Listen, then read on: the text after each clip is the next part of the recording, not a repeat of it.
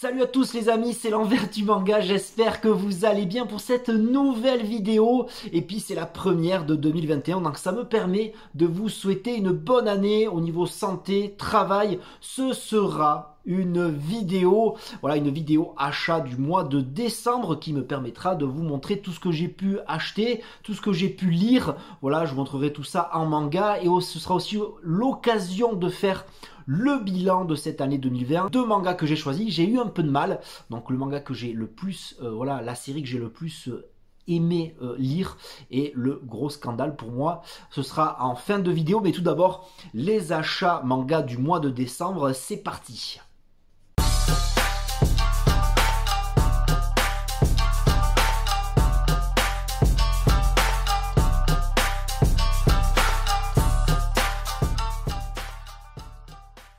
Mais tout d'abord, parlons peu, parlons bien. C'était autour du 17 décembre. Mes achats ont commencé assez tard. J'avais beaucoup de lectures qui dataient du mois d'octobre, du mois de novembre. En tout cas, c'était les Kingdoms. Et c'était les derniers 4 Kingdoms d'un coup, avec le tome 55 qui est là. Le tome 56. Et puis évidemment, le tome 57 et 58 qui est là. Alors c'est la bataille, la guerre contre Zhao, et notamment ça se fait il y a un gros focus sur la bataille des plaines de Shukai, Ribuku contre Usen. Ça part en total cacahuète, entre charge contre charge, duel, le sang gicle à foison.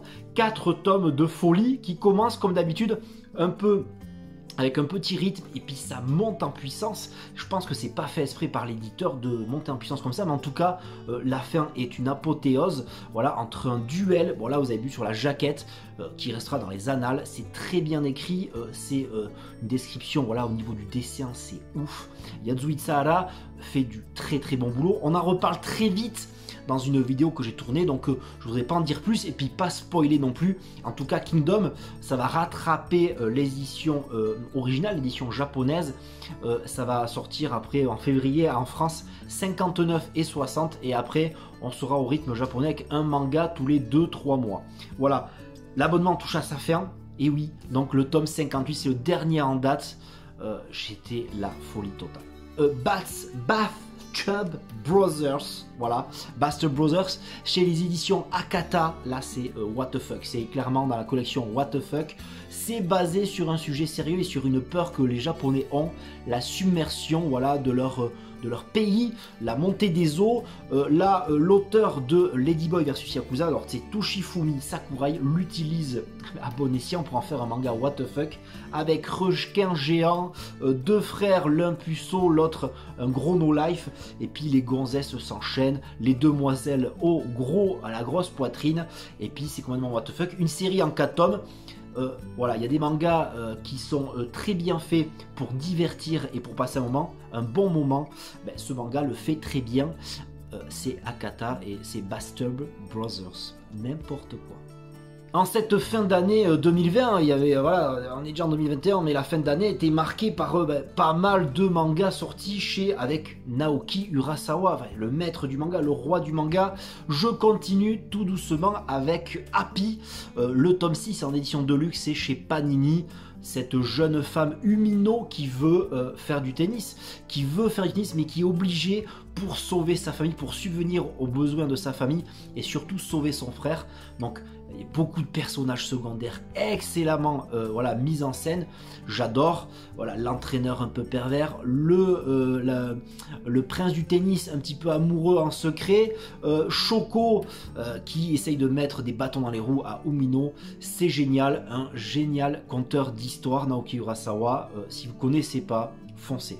Les sorties manga étaient aussi marquées par The Promised Neverland tome 17 qui est ici. Alors après un tome 16-15 il y avait un gros twist.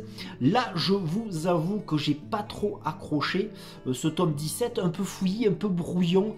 L'aventure était pas, voilà, j'ai pas apprécié, j'ai pas eu passé un bon moment de lecture. Voilà, c'est pas grave. La série touche bientôt à sa fin.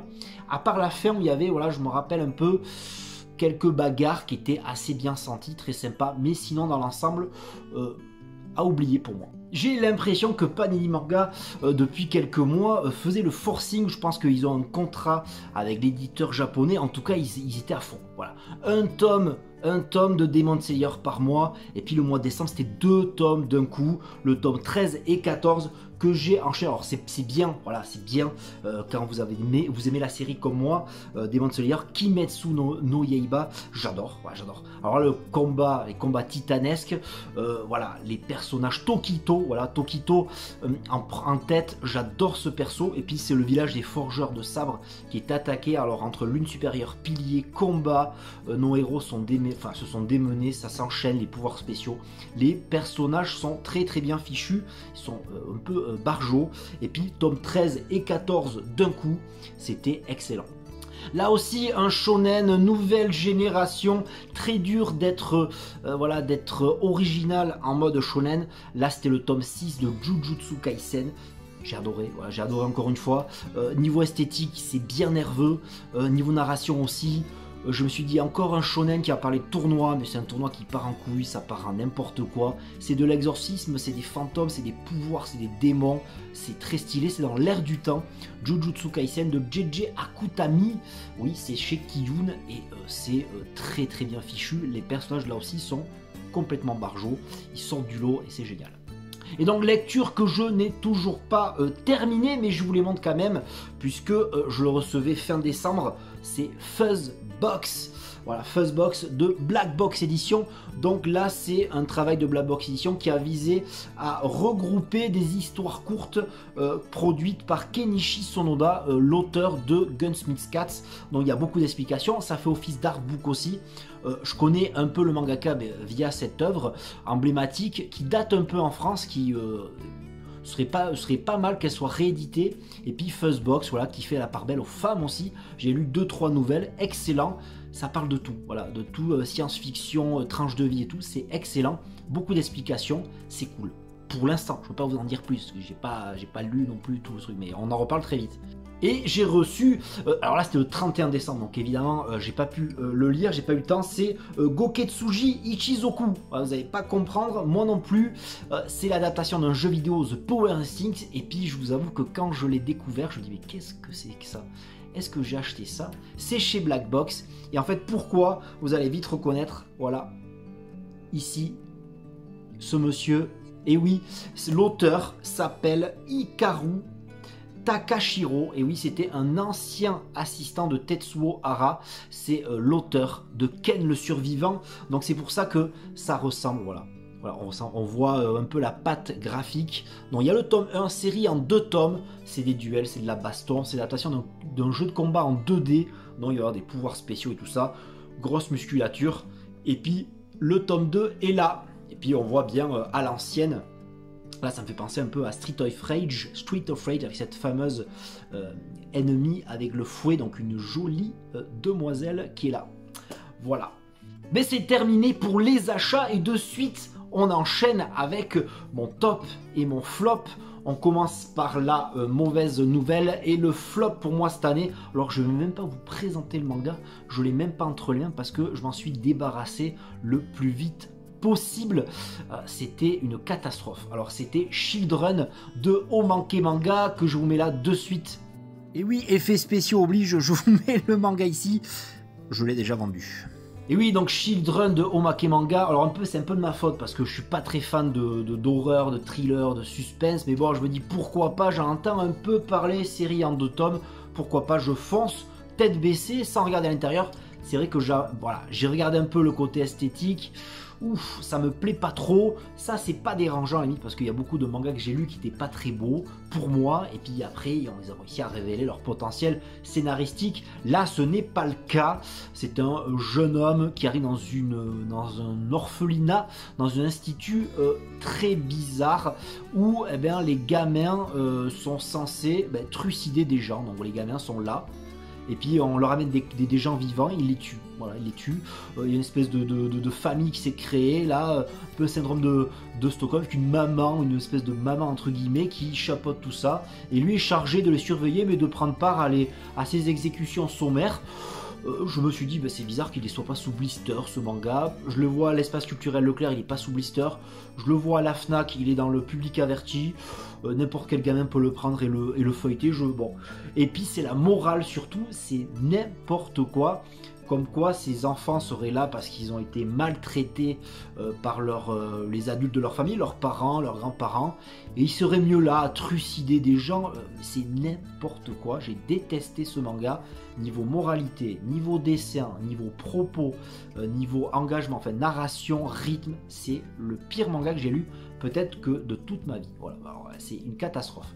Et de suite, on va parler de mon top. On va parler vraiment de vrais mangas aussi. Un manga historique que j'ai découvert au Festival de la BD à Angoulême et via le magazine Atom, où un interview de l'auteur Sanzuke Yamada était consacré.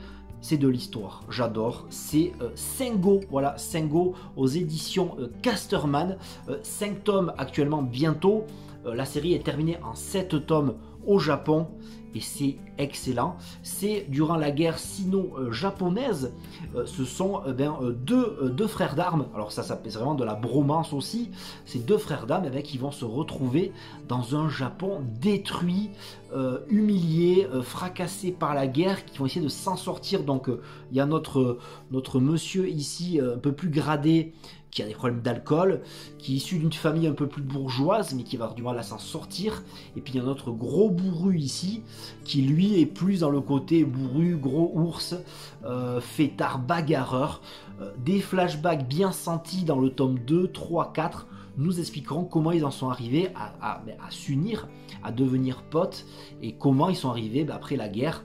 Alors il y a vraiment la guerre sino-japonaise, les exécutions, les parades militaires, les entraînements, et puis on voit cette vie de débauche, et cette vie un peu loufoque, rocambolesque, dans un Japon de 45 à 50. C'est excellent, j'adore. Très belle série. En tout cas, cette vidéo est terminée. J'espère qu'elle vous aura plu. N'hésitez pas à la partager, à liker, à commenter. Commentez, je vous lis toujours avec beaucoup d'attention. Je réponds à tous les messages. N'hésitez pas à vous abonner et activer la cloche pour ne rater aucune de mes vidéos. Vous pouvez me suivre aussi. Je suis très actif sur les réseaux sociaux via Instagram et Twitter. Les liens seront dans la description. Et bien sur ce, je vous dis à très bientôt et encore une fois une bonne année, et puis lisez des mangas. Ciao.